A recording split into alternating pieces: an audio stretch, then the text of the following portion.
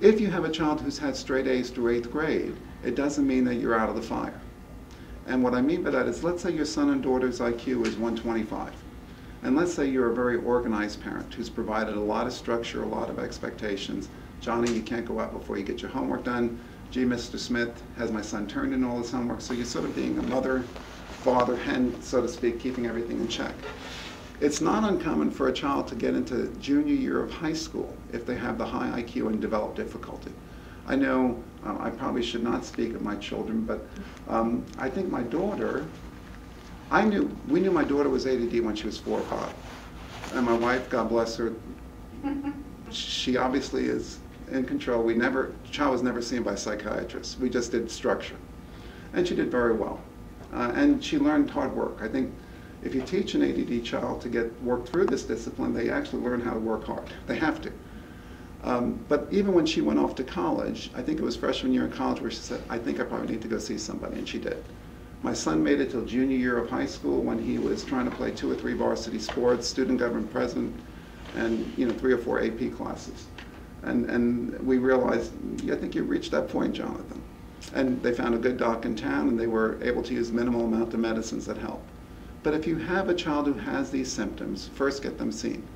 Make sure if your pediatrician is the one seeing you, or the family practice, that they don't just write a prescription for you. What they should do is they should ask for reports from your teachers. They should ask for reports from you and your spouse. So just you coming in today and saying, I want medicines for my kid, if they give you a script in 2 seconds, I love my colleagues, that's not the right answer. They really should do some research, and you should do some research. But if Johnny or Susie has trouble, then if the diagnosis fits, if the symptoms have been there for more than 6 months, if it's causing dysfunction in more than 2 places, not just at home, not just at school, but it has to be more than 2 places, then your son or daughter may have ADD. It's not a curse, it can be a blessing, and it's fixable, okay? It takes all of us working together. So what I'd like to do is transition, and I promise I'll leave time for questions, into what we can do to help, okay? First of all, if Johnny or Susie has ADD, although it's not likely, they should have a good physical. In fact, children should always have good physicals. We parents, and this is a soapbox, so I apologize, we parents sometimes are real good about getting our children to the pediatrician till they're 5.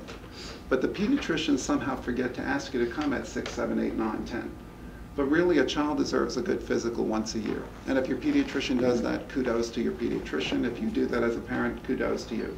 But it's really important that a child have a good physical.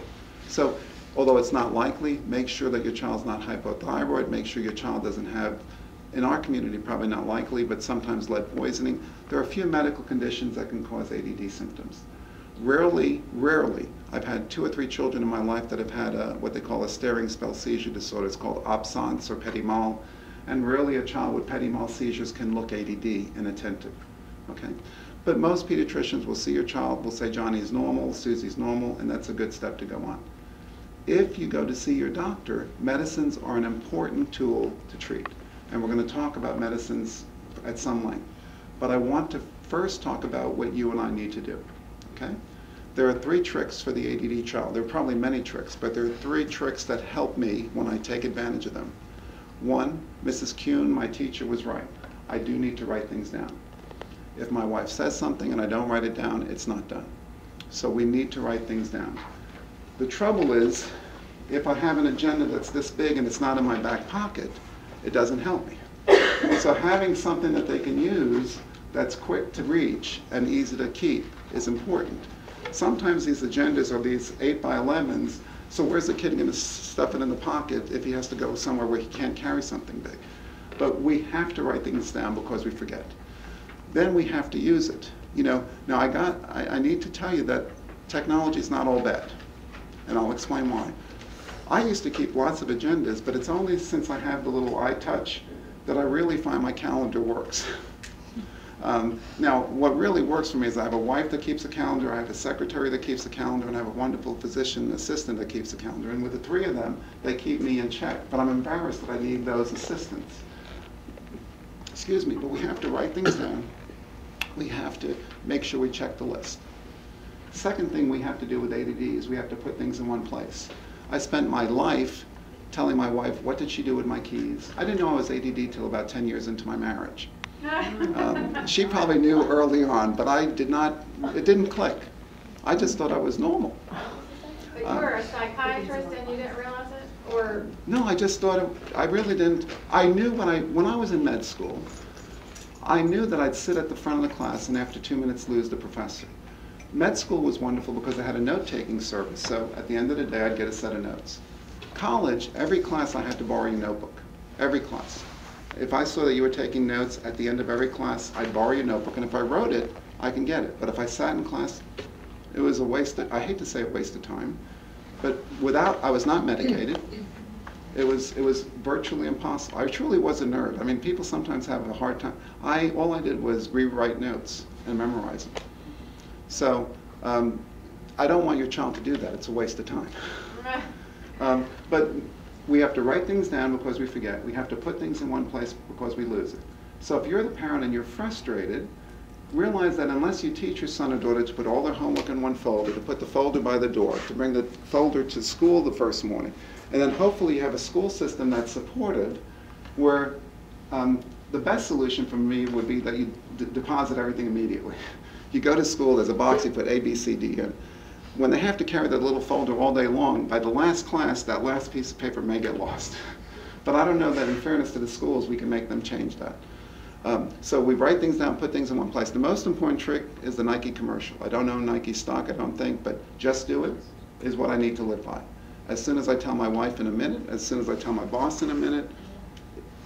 What you don't know is Miss Crystal here is brilliant, and I'll explain why. Without being intrusive, I received weekly updates. 2 weeks from today, you have a talk at the academy. 1 week from today, you have a talk at the academy. I can show you the emails. And today, I'm sitting in the lobby. I'll meet you there. But the good news is, but she knows how to handle the ADD soul. And that's a wonderful credit to you. And I said it's... No, but I do think, but that's exactly what we as parents have to do. You know, now she could have said, Dr. Lessica, don't miss it. She didn't do it. It was very positive, just affirmative, no negative. There was no negative tone. Sincerely, I think you did a beautiful job. But we procrastinate. If I can tell you in a minute, I'll tell you in a minute always. So we have to teach Johnny, you have a test next week, you're going to study today. But it's hard if you've not taught them that till 6th grade to try to start teaching that in 6th grade. But the sooner we can teach our children to do things now.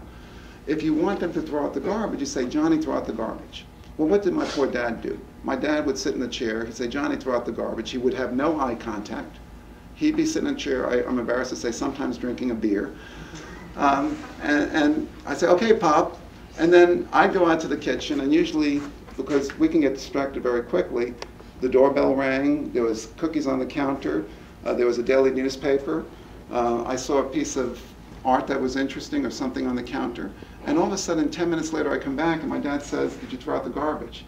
Well, in the beginning, you'd say no and you'd get yelled at. So then I'd say, sure, because Dad was sitting in the chair drinking beer. But then Dad would stumble out and get the beer and discover the garbage was still, and Dad didn't drink that bad, but the point is, the point is that our lines get caught. Dad would have been much better to say, son, throw out the garbage. Literally, the best thing to do is watch me throw out the garbage. But if not, a minute later saying, son, is it done? And if the answer was no, son, take a time out. Okay? Now, I'm not a vicious person, I'm not a violent person, but we have to have firm consequences. If every time we hit 56 miles an hour we received a ticket, no one would speed. I think very few of us would speed. But we have this period where we can get away with things. So the child with ADD, I don't want you to be Gestapos, I don't want you to be disciplinarians where you're severe. But teach your child, Johnny, if I ask you to do something, I'm going to expect it to be executed. I'm not going to get angry, because that's things that the kids have to do. We have to write things down, put things in one place, Nike commercial, just do it. We as parents have to be firm, we have to be consistent, we have to be not angry. Now, what does firm mean? Firm means if I say something, you're going to do it. I'm not going to use my words if I don't expect you to execute. Okay? Consistent means if I'm having a good day today, I'll let you get away with not doing it. But if I'm having a bad day, it should have been done yesterday. So we have to be consistent in how we approach our children. The most challenging thing for me as a dad is not angry.